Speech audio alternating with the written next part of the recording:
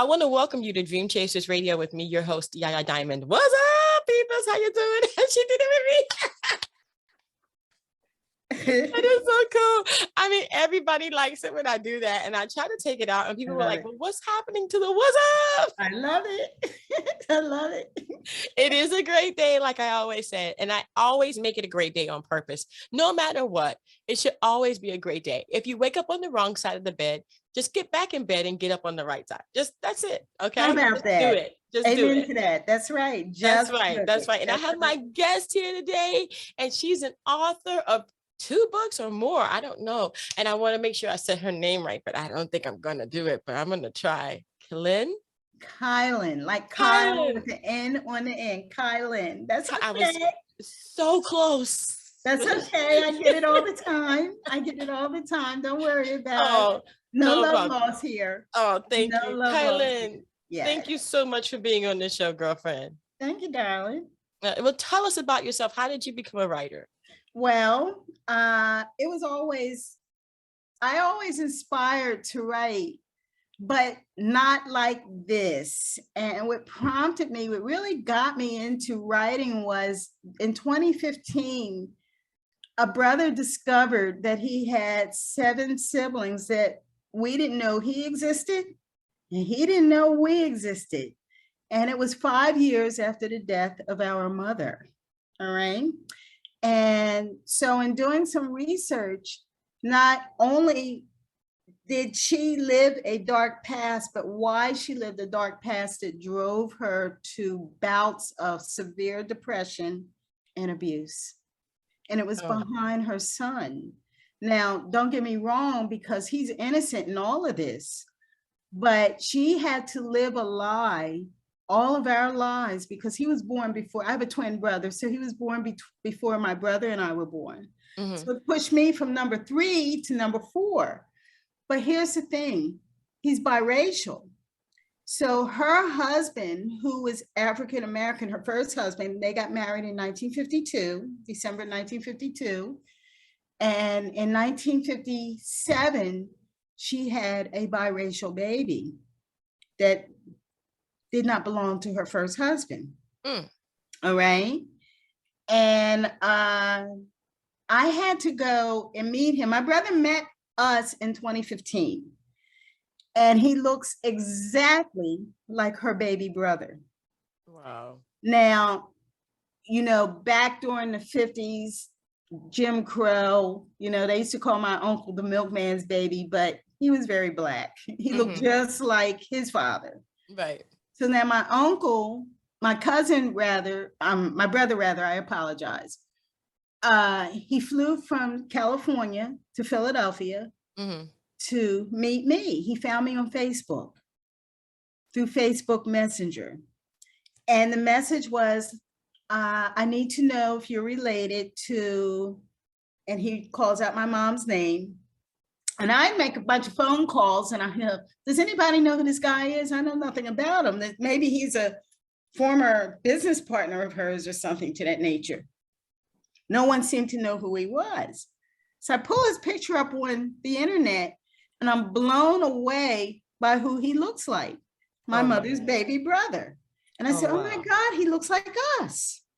But then I blow it off. I think nothing of it.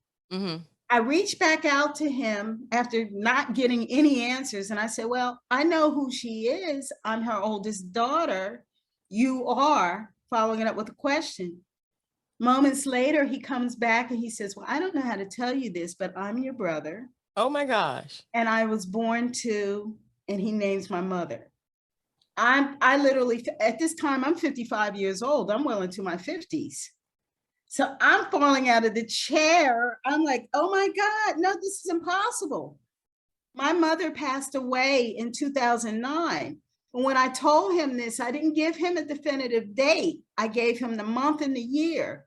Little did I know that he was already sitting on this documentation. So he had known this. He just needed me to confirm that. That was it. So he and his wife, they both grew up in Philadelphia, not far from where we live. So here we have, yes. went to Dobbins Technical School, vocational school, graduated from Temple University, and we're here moments away from him. My mother knew this, but on her deathbed, she had a granddaughter that lived right around the corner from her. We didn't even know. We had no clue, but mom was throwing out clues because, you know, my mother passed away from RCC, renal cell carcinoma. And when hospice would come in, they say, you know, she's going to start seeing things and people that are not there. Mm-hmm. She did. She saw this baby. She was revealing her secret without revealing her secret, because she kept calling for the baby in the chair, which is one of the chapters in the book. She kept calling him by name. And so we look at each other, well, who's this baby that she keeps calling for? So one of her sisters was there one day, and I turned to my aunt and I said, do you know who this baby is that mom keeps calling for? She says, I have no idea.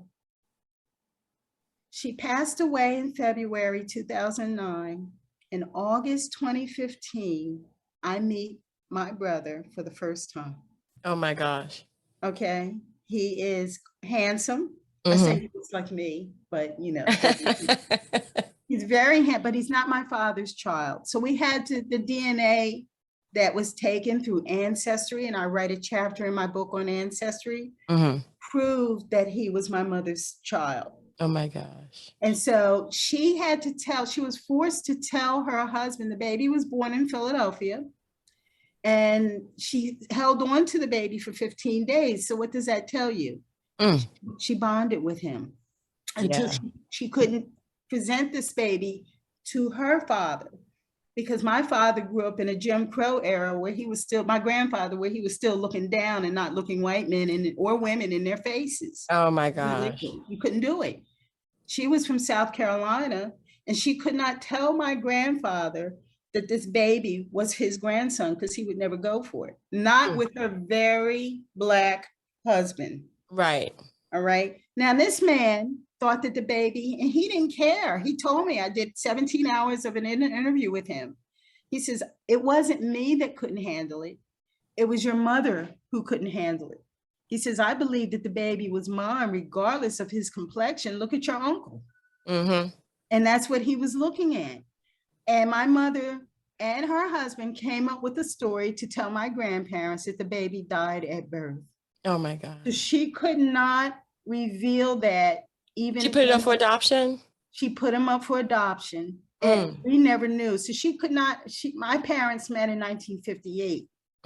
He was born in 1957. Wow. She left her husband shortly after the baby was born, and then connected with my father, who was also married at the time. So now you have, right, you know exactly what I'm saying. Right. Okay. Right. Wow. That's out of that union came the first children my father had, was myself and my twin brother, born in 1960. Okay. No wonder he didn't care. Who, my father? Yeah. No, it wasn't my father. It was my oldest brother's father. This was his, you know, my. Oh my goodness, girl. Men. So you look at the back of the book, it says 3 marriages. 3 marriages. What happened to my mother, I will say, I don't really speak about, but only her body language, her action, everything she did. She had no business having any more children because she could not handle it. Right. And so her last baby was born in 1972. So, you know, we're all shocked and surprised, but it has pretty much pitted my siblings somewhat against one another, which is sad. Yeah. You know? And we're dealing with mental health issues with, not me. Now, did I have issues writing the book? I came up against a lot of opposition. I didn't have issues because I was my mother's main target. The abuse was egregious. The abuse was, when I talk about it, she targeted me for whatever reason, and no one ever knew why. And I was her firstborn daughter. So when I say in the book, imagine your mother burying her teeth into your breast, that was me. Oh. I went through a lot. Yeah. I went through a Oh lot. my gosh, I'm I so went through a lot sorry. emotionally, but I got the help. When you're dealing with a mental health crisis, Mm-hmm. I was a walking, talking addict. I was a functional addict. I was working in corporate. I was on opioids. I was just trying to drown out my pain. Yeah, I know how Okay. you feel. You know what I'm saying? Mm-hmm. And of course, after my mother's death, and don't get me wrong, because I wanted to love my mother and I wanted her to Yeah. love me. I had a Yeah. relationship with my father, but she would accuse my father of sleeping with his daughters. It was her mind. Oh my And gosh. when she was diagnosed with kidney cancer, renal Mm-hmm. cell carcinoma, she wanted to go into therapy, and I would say, Mom, I'll set up your appointments for you and I will go with you. But when you go into therapy, you have to be honest. They cannot help you. Yeah. Okay. Unless you are forthcoming. And she would cancel the appointments. Mm. She would cancel her appointments because she knew she would have to be honest and disclose her secret. But she was really disclosing her secret on her deathbed. My gosh. I have a fabulous brother. I have a fabulous twin brother. I have fabulous sisters. I miss them. Some of them don't talk to me, and some of them don't talk to each other, you know, but I have to keep moving on. I know how you feel. I have grandchildren that I focus my attention on. I'll take what I can get, whatever time I can get, they make me happy. Yeah. Right. And, the book is out. Is there, and I'm telling my story. You understand? Because too many people would come up to us and say, oh my goodness, it's a shame of what your father did to you. It was never my father. Yeah. Her family knew about it. It was a time I was 15 years old. Do you want to hear something graphic? I don't know if I Really want want to. you okay, that's up to you. All right. I don't know. Maybe my listeners? Go ahead. I won't I'm listen. 15 years old, and see, my mother became a Jehovah's Witness to run. She was running from her past. And she had a friend, and in 1975, she moved us, unbeknown to her father, to South Carolina. Her target with me was she would have me stripped and have my brother hold me on one side, my sister hold me on another, while she beat me in front of her friend who was a Jehovah's Witness. Oh yeah. Because I reached out to, why? Because I reached out to my father and told him I wanted to come home back to Oh Philadelphia. my gosh. And that sent her into orbit. Mm. So I don't want anybody to think that this book is my way of getting even with her. Mm-hmm. When I began to write, I found healing in my writing. All right. And the reviews that you may see that are coming through, or I'm getting phenomenal reviews, because the book is raw. Right. So will be the podcast. It is raw. It tells that undisclosed truth. And it doesn't matter to me what anybody thinks. Right. It matters to me how I feel and what I think. Because I believe with the help I have gotten, I do have a good heart. I am a good person, Yeah. and I'm not out there to hurt anyone. I don't want anybody to feel that I am trying to make anything out of this, but to allow people to hear my story. Maybe this could be a healing factor for them. Right. That's how I'm looking at it. So Yeah. I would open up my lines to a podcast and say, let's talk about this unspoken truth. It is real. It is raw. Yeah. And that's where I am today. I'm glad that I appreciate you for having me on your show and saying, tell me about your book, what's going on here. Yeah. And then I said, let me turn this around a little bit. Let me come from the drama, from the nonfiction part of it, and do something that lightens up the world. Okay. Okay. I hear you. It is just something like, how would you say, you go through these circumstances, you go through these moments in time, all to get to where you're at today. Right. And you do have your podcast, Unspoken Truth, right? Yes. Okay. And then what's the name of the book? Unspoken Truth from a Buried Past. Okay. All right. And Unspoken Truth is doesn't launch for about, it should be out next week by the 1st of July. Okay. And or the second week in July. So we're gonna, it was not gonna come out until August, but we've completed our first season. So we're not doing a weekly podcast. It's starting out as a bi-weekly podcast. Okay.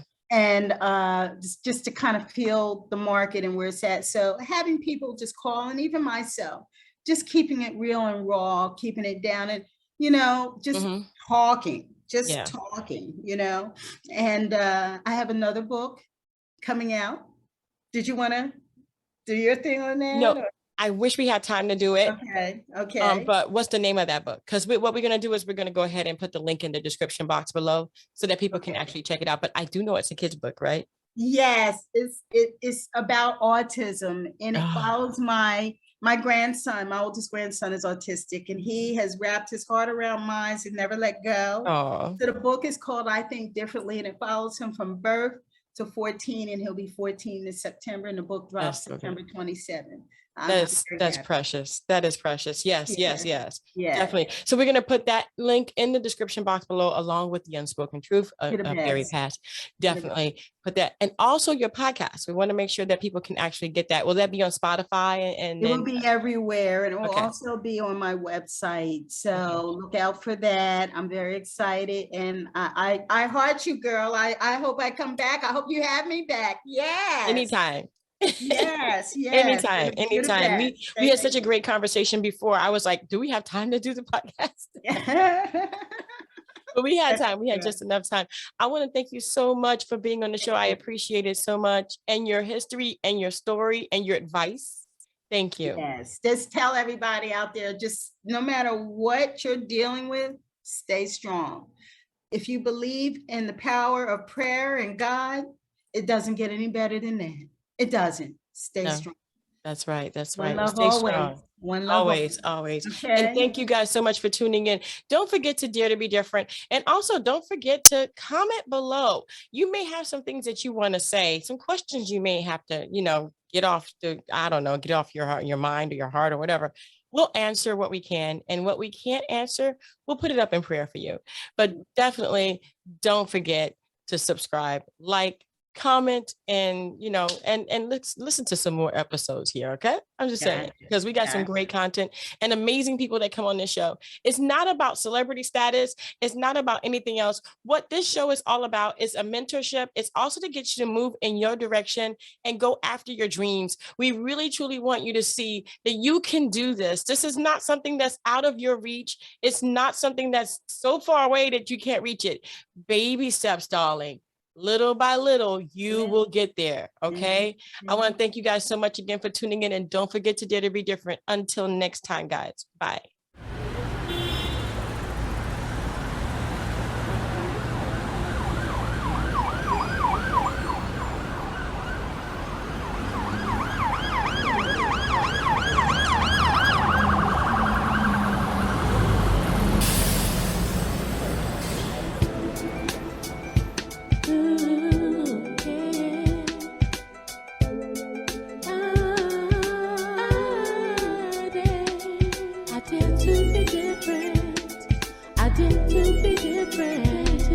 I dare to be different.